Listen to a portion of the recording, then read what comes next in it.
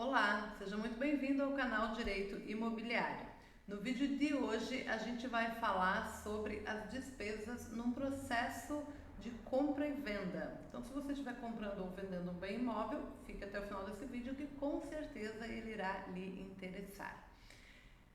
Se você não me conhece, meu nome é Elisane Stefanes, eu sou advogada, eu atuo exclusivamente com direito imobiliário e já atuo no mercado imobiliário há mais de uma década e criei esse canal para a gente falar então de direito imobiliário, mas numa linguagem simples que a pessoa que não atua no direito consiga compreender. Então, zero juridiquês aqui, ok?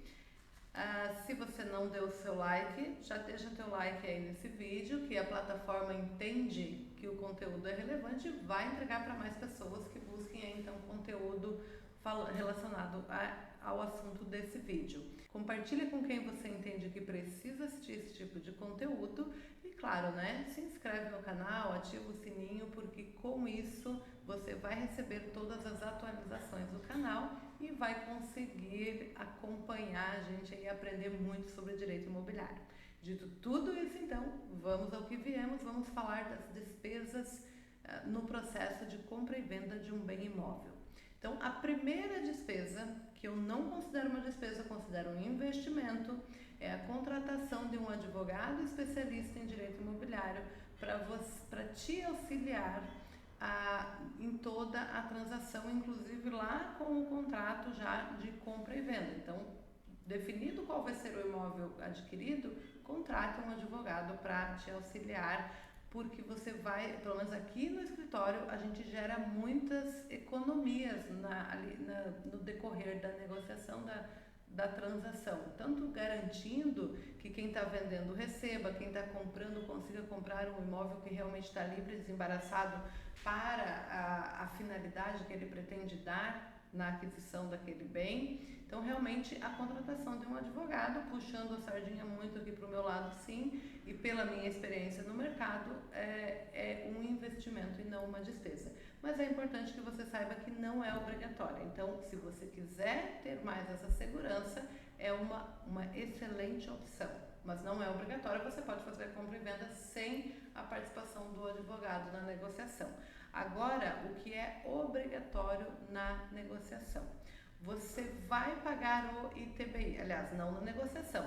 Para que você possa assinar um contrato, uma escritura pública de compra e venda, você precisa obrigatoriamente pagar o ITBI, que é o Imposto de Transmissão de Bens Imóveis. Esse é um imposto pago ao município, então vai ser aí no município onde está localizado o bem imóvel que você está adquirindo, você vai pagar o ITBI. Na maioria, pelo menos todos os municípios, e eu já trabalhei, já acompanhei compra e venda em alguns imóveis, na sua maioria é 2% sobre o valor do bem.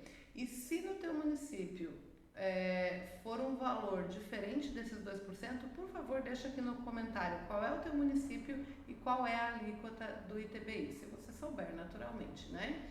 Mas essa alíquota ela é definida pelo município, legislação própria, e na sua maioria das vezes é 2%.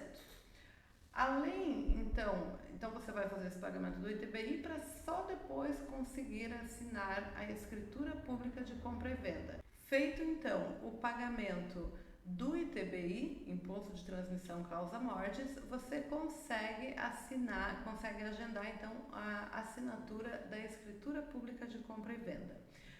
E aí nesse momento assina comprador e vendedor. E se o vendedor ou vendedora tiver um cônjuge, é importante que esse cônjuge assine junto essa escritura pública de compra e venda. Além disso, aí nesse momento dessa assinatura, você irá pagar os emolumentos. Os emolumentos são devidos ao tabelião, no tabelionato de notas, que é o cartório que faz a escritura pública de compra e venda, é o que vai lavrar a escritura pública de compra e venda. Então, nessa assinatura paga-se os emolumentos e o valor dos emolumentos o cartório consegue antecipar qual vai ser o valor, porque existe uma tabela de emolumentos. Todo mês de janeiro, dia 1º de janeiro, é publicada a nova tabela de emolumentos que é fornecida por cada estado. Então, esse é um valor que é o estado que vai definir quais são as alíquotas aplicadas, e o tabelião vai saber te passar esse cálculo, ok? Além disso, além dos emolumentos, existem as certidões. E daí as certidões vai depender muito de cada estado, aliás, de cada tabelião, do que ele exige ali, mas uma certidão que é um fato é a certidão atualizada daquele imóvel que você está adquirindo. Então, vai ter a certidão atualizada do imóvel que está adquirindo, a certidão civil, ou seja, de casamento ou de nascimento de quem está vendendo o bem imóvel. Essas duas certidões, elas têm custo e elas são obrigatórias. Além disso, aí você pode solicitar algumas outras certidões que eu vou deixar aqui no card para você. Quais são aí as certidões e a finalidade dessas certidões, ok? Mas essas duas são obrigatórias, você não vai conseguir assinar a escritura pública de compra e venda sem essas duas certidões atualizadas. Então, a do imóvel vale por 30 dias e a civil, que é a de nascimento ou de casamento, conforme o caso, vale por 90 dias. Resolvida a questão das certidões, você consegue então agendar lá a assinatura, vai pagar os emolumentos, assinou a escritura pública, ok. Primeira fase do processo de compra e venda está concluído.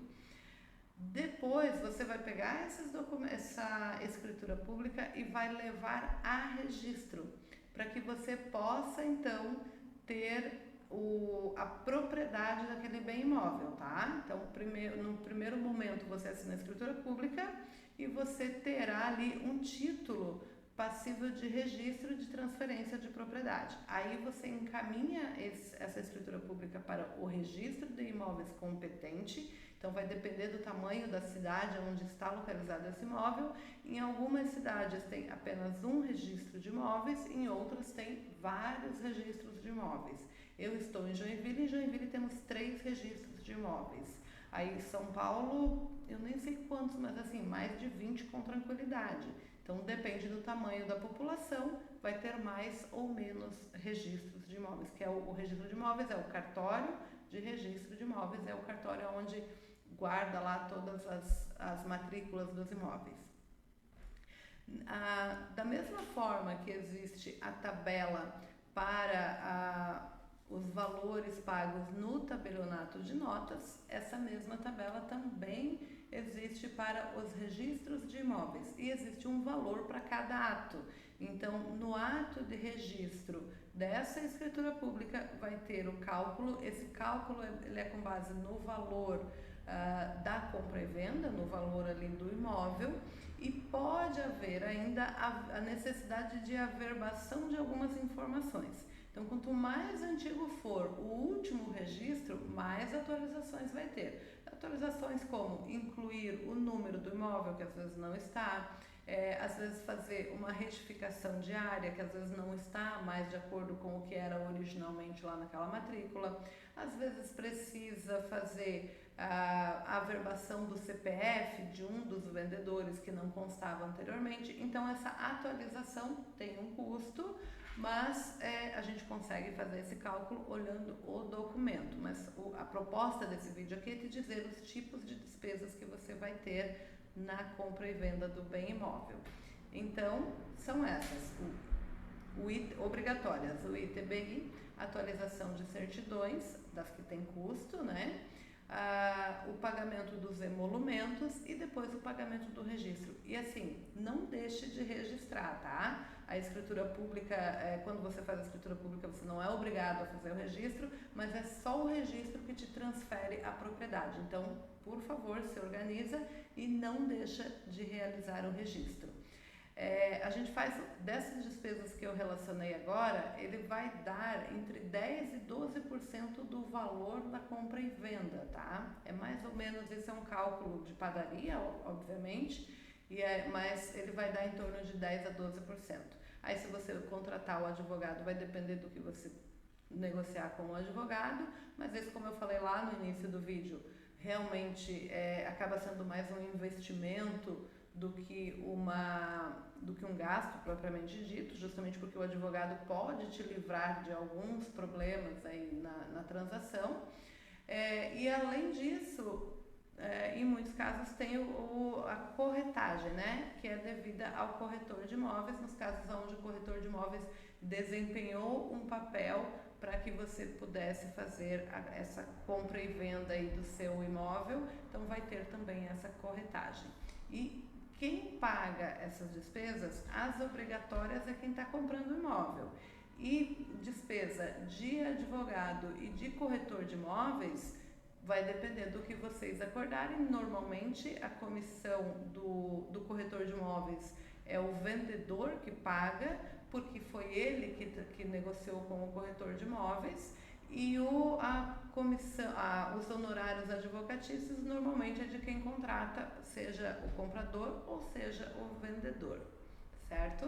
Eu espero realmente ter contribuído com as informações aqui nesse vídeo, tenha contribuído de alguma forma aí na sua vida, e desejo para você bons negócios e até o próximo vídeo. E se você tiver ainda dúvidas, você pode agendar uma consulta com a gente e a gente vai esclarecer todas as dúvidas daí no seu caso concreto. Esse vídeo é um vídeo onde a gente está generalizando, e se você tiver dúvidas, por favor, manda uma mensagem para a gente e vamos agendar uma consulta.